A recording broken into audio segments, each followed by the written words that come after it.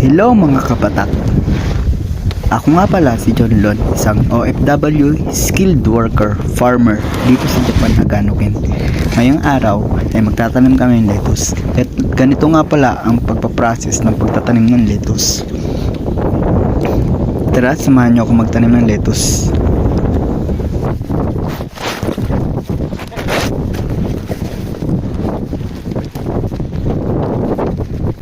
Ganito ang pagtatanim ng lettuce.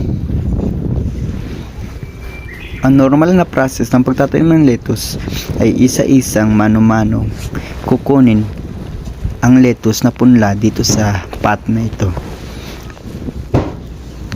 Tapos dapat papasok talaga lahat ng ugat doon sa butas sa lupa na pinagbutasan namin na tinatawag na anake. Tapos pag nailagay na natin yung lettuce doon sa butas, kailangan natin pisilin yung pagitan ng lupa doon sa lettuce para kumapit yung ugat niya at hindi dalahin ng hangin na malakas. Kung makikita nyo dito, mano-mano talaga namin tinatanong ito. Tara na mga kabatak, tapusin na natin ito ng mas maaga para maaga rin tayo makauwi.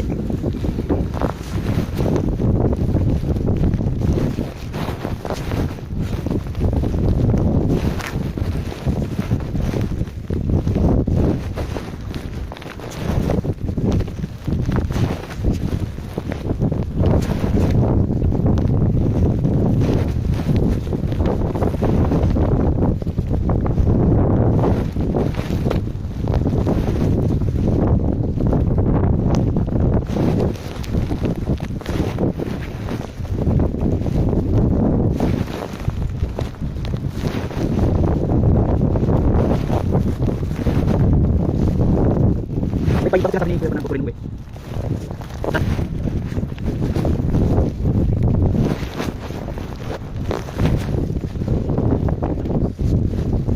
Pagkurin ko, umitang. Ay, may pinabutas tayo, di ba? Sabi, kukurin mo eh. Hanggang, kaya pa natin, umitang.